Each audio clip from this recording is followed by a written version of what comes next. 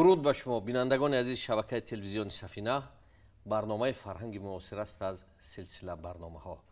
وقتی به هر پدیده عالم هستی نظر می‌افکنیم، هر پدیده، هر وجود دارای غایت و نهایت است و انسان هم که یکی از پدیده‌های عالم هستی است، دارای در تشکل خود دارای غایت و نهایت است و نهایت انسان رسیدن به بلوغ و کمالات است، ولی غایت انسان، غایت زندگانی انسان رسیدن به آزادی است.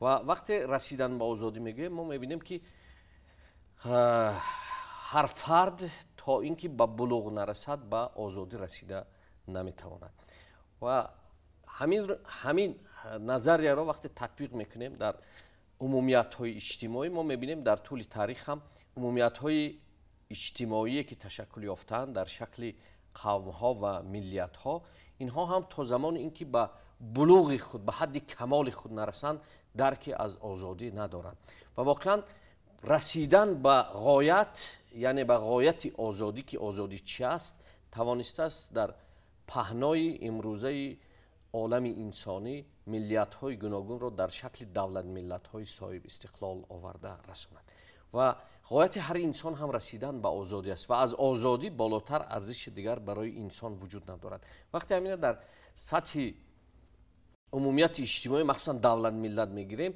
رسیدن به دولت ملت که یعنی هیچ دولت بدون آزادی یا بدون رسیدن به استقلال نمیتوند که اون از همیت، هویت، کیستی، چیستی و واقعیت خود در جهان سر و صدای داشته باشد.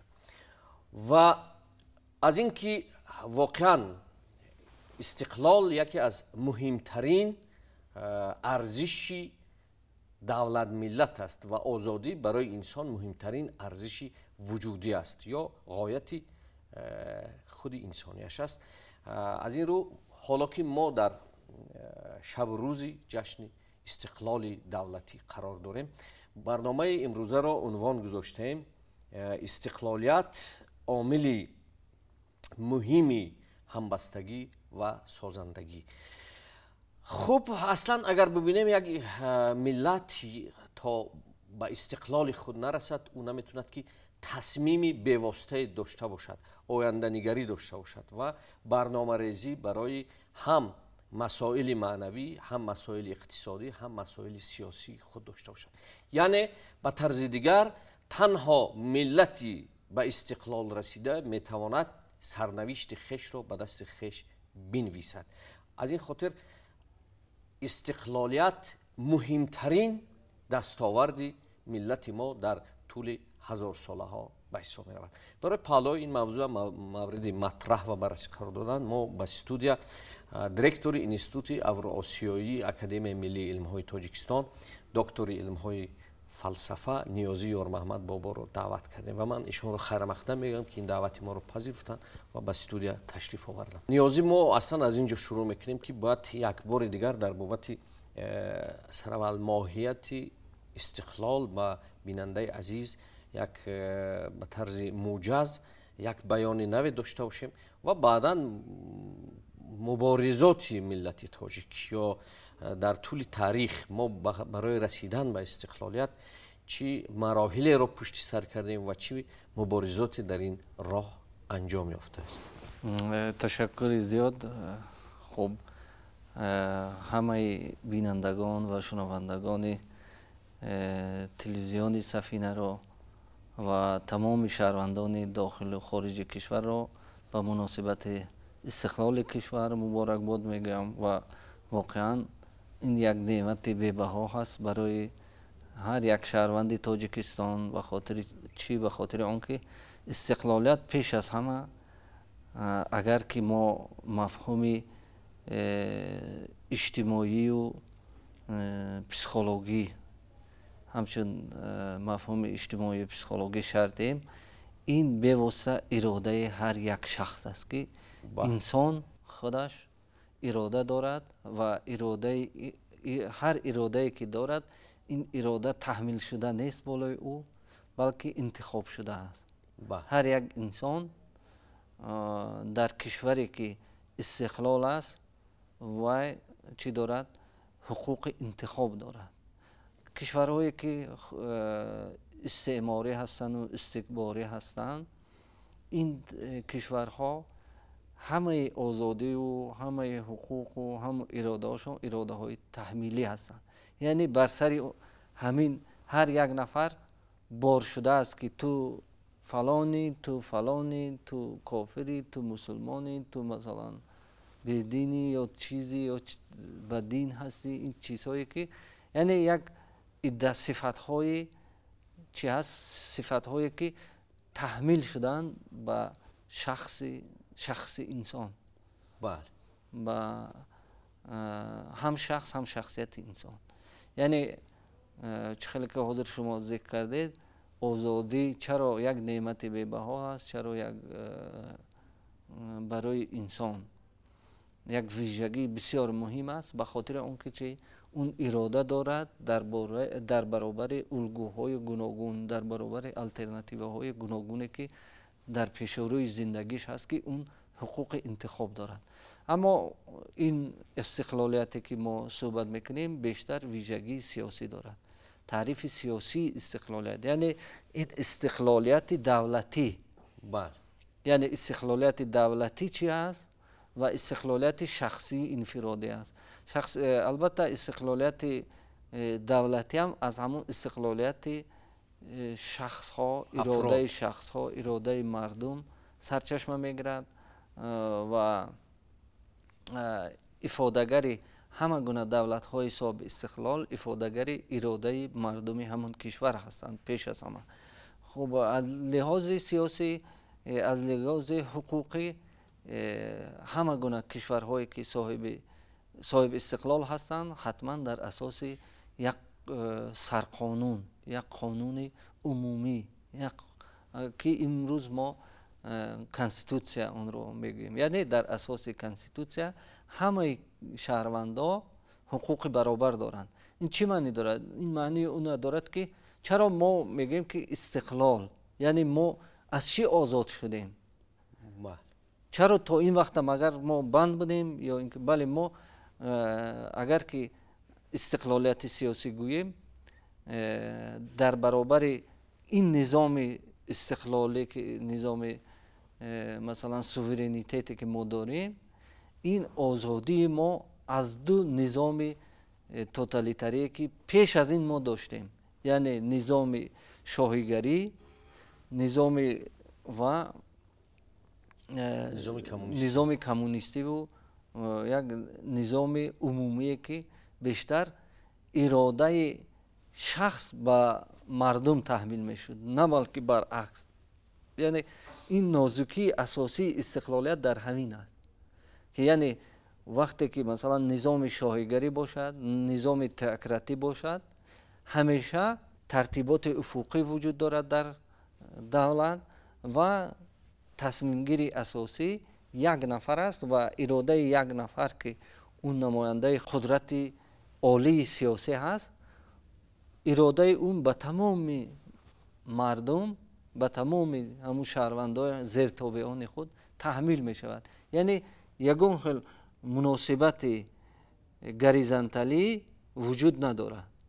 اما دولت هایی که استقلالیت دارند و مخصوصا دولت های ملی حسابیده می شوند، اینها دولت هایی هستند که مناسبت گریزنتالی هست که همه مردم در نزد یک عده حقوق هایی که خود ما اون حقوق ها را ایجاد کنندش سرچشمه اساسی این حقوق خود مردم است، خود خلق است، همین معین میکند و در اساس همین پرینسیپ های عمومی که یعنی اصل های عمومی که ما خودمون معین کردیم، همین قانون ها خودمون نظارت میکنیم، اجرایش خودمون ترتیبش رو به وجود میبریم و خودمون رعایت میکنیم، با منفعت ما که درست نمیگیرد با خودمون تغییر میدیم.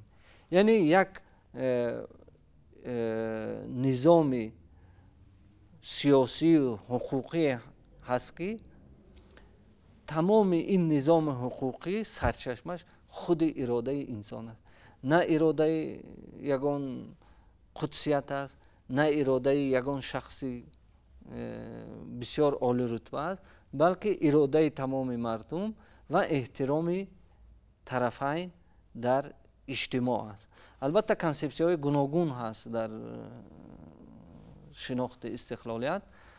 ما این مسئله رو بعدتر بحث میکنیم. مسئله اساسی اون که چی تلاش ها مردم تاجیک در طول سوال مهم بود که چی تلاش های در طول تاریخ انجام تلاش های در طول تاریخ ما خوب میدونیم که یکی از حجت بسیار معتبری که در تاریخ از لحاظ چه میگن بسیار ماهیتی ملت ما رو معرفی میکنن این شاهنامه هست که شاهنامه همون نظام های دولتداری و هویت ملی و هویت قومی و تمام اون عنصرهای ملت سازی که برای یک ملت شدن یک ملت بودن ما را معرفی میکند این شاهنامه هست.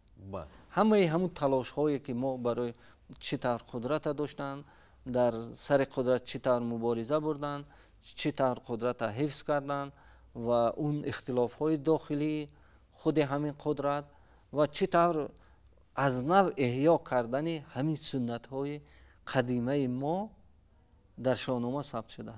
خب اگر که ما مرحله من بعده البته ما این به طور کلی بحث میکنیم. خب چون خیلی اینجا طولانی هست. اینجا اشاره شما بر این است که یعنی ما یعنی پس از اینه که خب یک بار مثلا زیر بار بیگانگان رفتیم یعنی پس از آمدن عرب یگانه حجتی که امروز برای ما موثق است و در گذشته ما رو که ما دولتدار بودیم صاحب تمام ارزش ها بودیم همین شاهنامه است که به ما بازگو میکند که ما تاریخی ما تاریخ سیاسی چه میگن دولتداری داریم حجت هست حجت مثلا نوشته هست مثلا بعضی قوم‌های هست که تنها در دایره میفولوژیا اسطوره حجت دارن لیکن ما حجت نوشته هست که این به واسطه از سرچشمه عالی برای همه گونه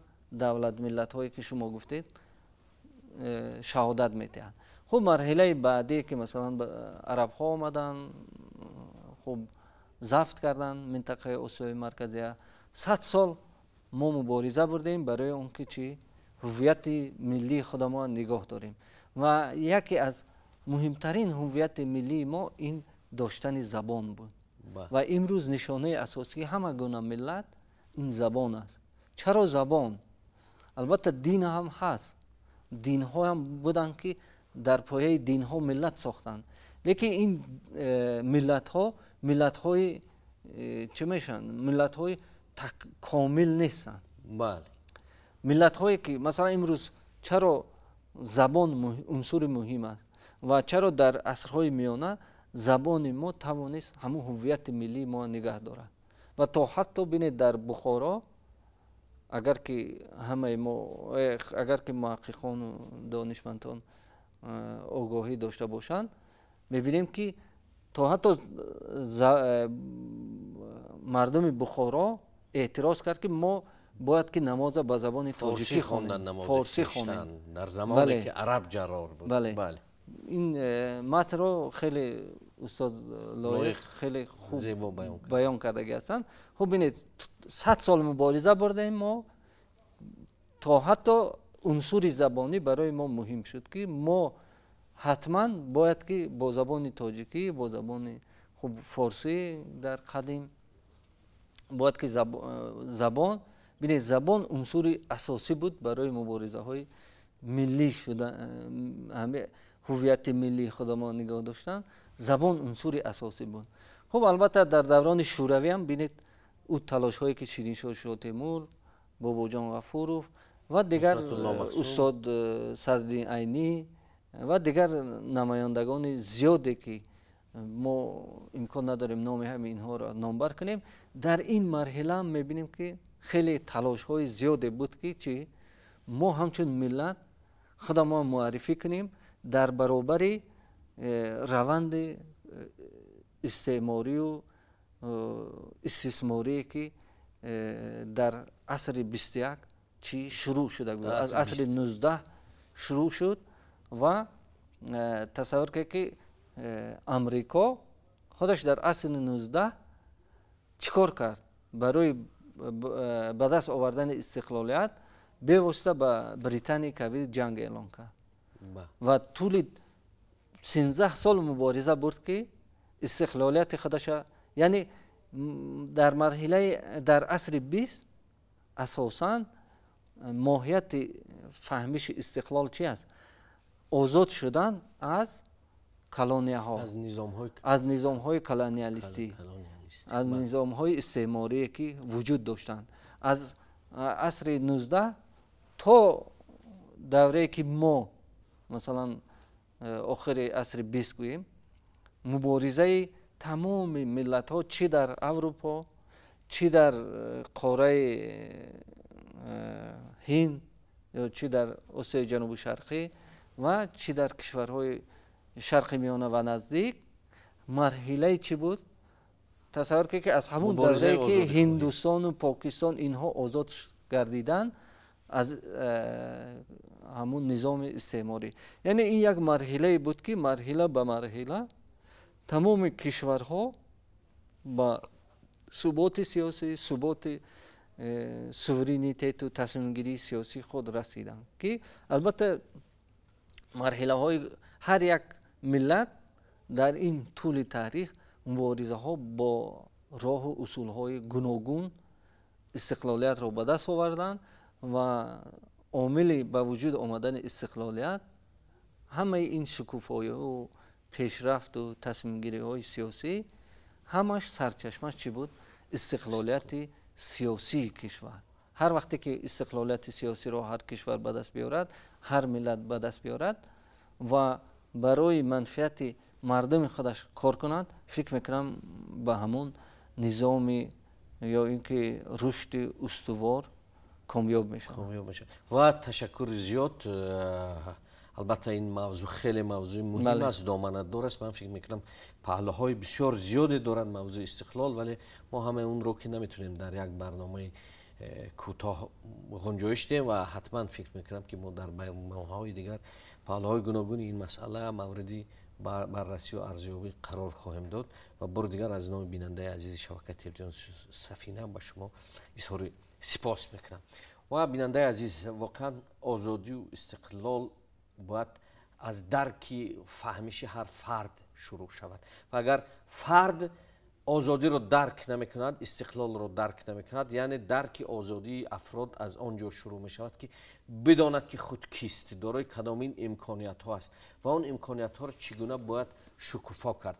و ملت هم از جمع افراد است، جمع انسان ها است و هر قدر انسان های آگاه، هر قدر انسان های خردمند، دانشپژوه، علم محور در جامعه ما بیشتر شوند، همون قدر پیکره ملی ما استوارتر می شود، قوی تر می شود، همون قدر پیکره سیاسی ما قوی تر می شود، همون قدر بنیادگری و سازندگی ما زیادتر می شود. چون یک انسان وقتی امکان خود را می شناسد، حتما پای عملی کردن این امکان نیروی انسانی خود سفربر می کند و نباید به امید هیچ کس باشیم. باید هر کداممون شخص باشیم، باید هر کداممون نیرو باشیم، باید هر کداممون در همبستگی عمومی دولتی و ملی قرار بگیریم. اون زمان ما هم میتونیم یک دولتی قوی در منطقه و جهان باشیم و جایگاه مهم سیاسی را هم به دست آوریم. این پیش از هر کدام افرادی صاحب خرد، آگاه، علم محور و دانشپژوهی کشور ما وابستگی دارد و من امیدوارم که شما بینندگان عزیز فرزندان و پیوندان خود را در این روحیه تربیت خواهید کرد. پاینده باد استقلال دولتی تاجیکستان عزیز. و در پایان خرد یار و مددگار شما، پاینده باد تاجیکستان عزیز. بدرود تا درود دیگر.